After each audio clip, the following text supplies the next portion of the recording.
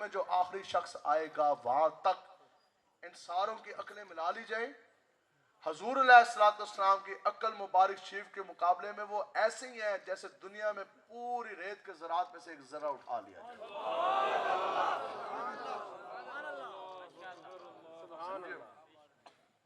تو اے نہیں ہو سکتا یار، میں نے دسو جی اے تسی بیٹھے ہو کتنے عام مثال میں دین ہے؟ بہت کم۔ اسی تانوں ہن کہہ رہے ہیں تسی جس نے نہیں بھی تقریر کیتی تقریر کرو، ٹھیک ہے؟ نہیں بھی تسی تقریر کیتی، حضور دی شانہ دے بیان کردے رہے ہو کہ نہیں کردے رہے جی؟ کوئی ایسی زبان نہیں ہے جس نے حضور کی شان نہ بیان کی ہو، کردے ہو نا جی حضور دی شان، امام الانبیاء دی گلاں بھی کردے ہو نا جی۔ اے میں تانوں حقیقت گل دس رہا کہ ہو حضور کا غلام، ہو نیک ماں کا بچہ، ہو حلالی، وہ کٹ سکتا ہے، بچ سکتا ہے، اس کی زبان سے حضور کے لیے کبھی بے ادبی کا جملہ نہیں نکل سکتا۔ اے سوال ہی نہیں پیدا ہوتا۔ اے تے اندر دا گند ہے نا، اندر دی اسی کتنی تقریراں بھی تواڈے سامنے تسی سنی نہیں ہے، سنیا تو حضور دی شان جی۔ مجھ سے پہلے علامہ صاحب نے کی، نعتیں پڑھی گئی، سب جو ان سے ہیں وہ بیان کرتے ہیں۔ دسو یار جتنی مرضی زبان لڑکھڑا جائے، جتنی مرضی سبقت لسانی سلپ آف ٹنگ ہو جائے، آج تک کبھی کسی کی زبان سے بے ادبی والا اے تے اندر دا گند ہے نا جی۔ اے تے دسو جی اسی کٹ سکتے ہیں، اسی کٹ جاواں گے، ساڈے زبان تے کوئی ایسا جملہ آ سکتا ہے؟ نیڑے بھی نہیں آ سکتا۔ ایک کہندے نے رجوع، بالکل کوئی رجوع شجوع نہیں ہے۔ اے ہن بیٹھے باہر، اے آئے گا سی اس دے نال بھی مکلم آ گئے، بالکل حضور دے بارے گل نہیں برداشت ہونی، بس ٹھیک ہے جی۔ حضور دے نال محبت کرنی ہے اننے ہوا، اے بالکل سینہ پاڑ، اس دے اندر غلطی نہیں ہو سکتی۔ بس میں ان گل سمیٹ رہا۔ امام الانبیاء حضور علیہ السلام جناب دی شان سنو۔ ایک عرابی سی دیہاتی، اس نے شکار کیتا گو دا، تسی کی کہندے ہو؟ گو، کرو یا جو بھی، گو، چلو اور شکار اس نے کیتا جی گو دا۔ قاضی اعظم مالکی صاحب رحمۃ اللہ تعالی علیہ نے بھی شفا شریف میں لکھا، اچھا وہ نے نا گو دا شکار کیتا تو ادھروں گزریا تو پھر محفل سجی سی بڑی سونی، تو اس پوچھیا اس کیا یہ محفل کس کی ہے؟ تو بتایا گیا کہ حضور علیہ السلام جلوہ گا رہے ہیں، سامنے صحابہ حاضر خدمت ہیں۔ آ گیا جناب، ٹھیک ہے۔ اچھا وہ جاہل عرابی بھی ایسی، عرابی تانوں سمجھانا سے پینڈو دیہاتی، ٹھیک ہے، اور تو جاہل بھی ایسی۔ امام الانبیاء دے سامنے آیا، اس جناب اس طرح کر کے نہ گو رکھی حضور دے سامنے آیا اس طرح، تے عرض کرنے لگیا کہ حضور میں تے جاہل بندہ پینڈو عرابیاں تے تسی خبراں دے دو آسماناں دیاں جنت دیاں، میں تے تانوں تاں مناں گا، میں تواڈے نام دا پھر کلمہ پڑھاں گا جے اے گو تواڈی گواہی دے دے، جے اے گو تواڈی ادھر تک سمجھ آ گئی ہے؟ سنے جی پھر امام الانبیاء کی شان، حضور علیہ السلام نے دیکھا کیا فرمایا، یا دبو، گو نو مخاطب ہوئے نا دبو کہندے نے، حضور نے فرمایا یا دبو، تے گو کو کی بولی، لبیک و سعدیک۔ اے لوگ بغیرت جو یہ کہتے ہیں لبیک کا نعرہ سیاسی، میں کہ ہون دسو بھی، گو نے کی کیا، لبیک و سعدیک، حضور میں حاضر، میں واری، میں صدقے، میں قربان، تسی میں نو پکارے حضور، گو تو بھی غلطی نہیں۔ آگے امام الانبیاء نے فرمایا یا دبو من تعبدو، دبو یہ تو بتا کہ تو کس کی عبادت کرتی ہے؟ تے اگوں ادھا جواب کی سی جی، اتنا ہی جواب بنتا ہے نا، لیکن گو پہ فصیح عربی بولی، لمبی بات کی، اس گو نے بھی دسیا کہ جدو گل آ جائے نا عزت رسول پر، جب بات آ جائے شان مصطفیٰ دی، تو پھر گل چنگی لمبی کر کے تو اس طرح کر کے کرنی۔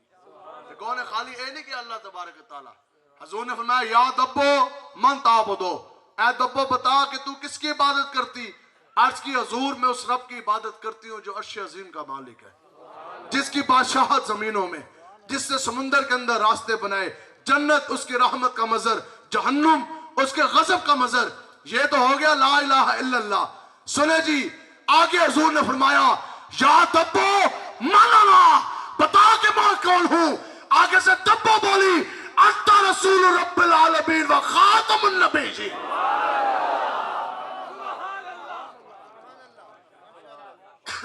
کیا بولی جی؟ انت رسول رب العالمین، حضور آپ رب العالمین کے رسول ہیں، اور یہاں بات ختم نہیں کی، وَخَاتَمُ النَّبِيِّينَ، اور حضور آپ ہی تو خاتم النبیین ہیں، ختم نبوت دی گواہی دے کے جناب گو سمجھ آئی تے گو تو غلطی نہیں ہوئی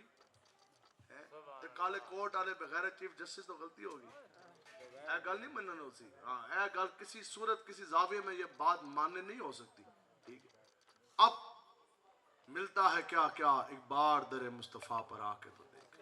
وہ کون آیا تھا جی حضور کی بارگاہ میں عرابی دیہاتی اب جناب امام الانبیاء کے دستک دست بیعت ہویا پیر چومے ٹھیک ہے اور اب آیا تھا عرابی کھڑا ہے بن کے صحابی ایک نگاہ مصطفیٰ نے ہر قایا نہیں پلٹ دیتی جی آیا سی عرابی بن کے کھڑا ہے صحابی ٹھیک ہے جی لے کے آیا سی گو کہ لے کے آیا سی گو پھر حضور نے اس طرح ویکھیا صحابہ نے حضور نے فرمایا پہلے ہاں اس نے حضور نے فرمایا امام الانبیاء نے فرمایا کہ تمہارے پاس کچھ مال ہے دنیا کا آگے سے کہنے لگا حضور میں تو قبیلے دا سب تو ماتر ساز دے غریب بندہ میرے کول تے ہے ہی کچھ نہیں امام الانبیاء نے صحابہ کو فرمایا کہ دیو تو حضرت عبد الرحمن ابن عوف رضی اللہ تعالیٰ عنہ آپ کھڑے ہوئے تو حضور کا جب ارادہ جانا اب کھڑے ہو کے نا ہاتھ جوڑے عرض کی یا رسول اللہ میرے پاس ایک اونٹنی ہے جو خراسانی نسل کی ہے 10 ماہ کی حامل ہے اور حضور اس کے اوپر آج تک کسی نے کجاوا بھی نہیں رکھا بڑی لاڈلی اور ایسی وہ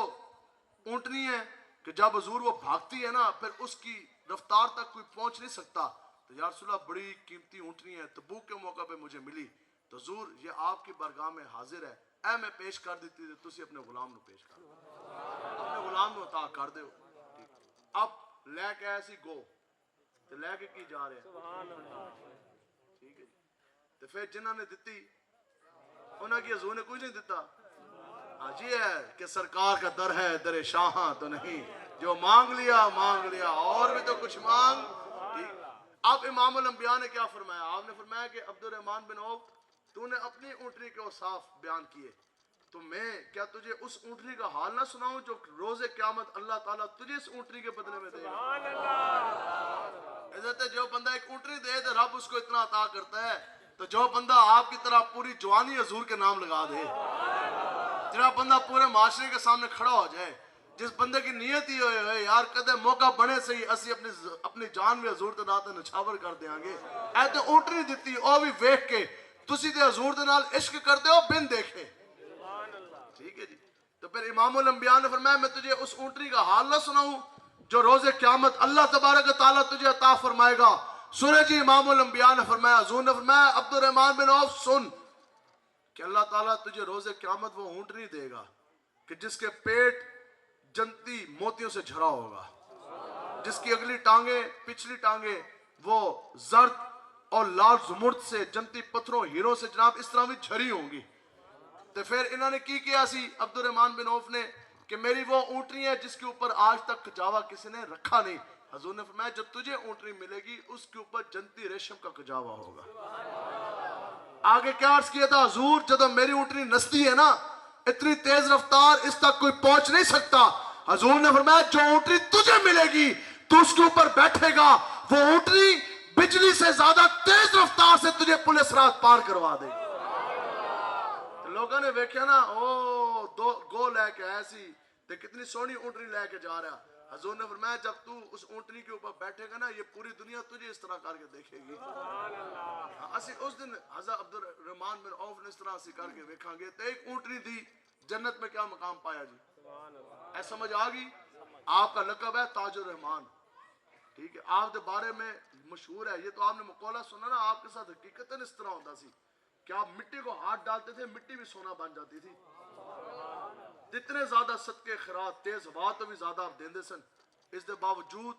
جب آپ نے دنیا سے پردہ فرمایا صبح فجر سے لے کر دن ظہر نماز تک آپ کی اولاد ساری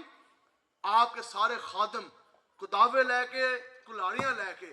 سونا کٹتے رہے کہ سونے دے سے ٹکڑے کریے انہوں دے ہتھاں دے ہوتے چھالے پہ گئے لیکن سونا بھی نہیں مکمل ٹوٹ سکیا یہ ہے وہ بات کہ ملتا ہے کیا کیا ایک بار در مصطفیٰ پر آ کے تو دیکھ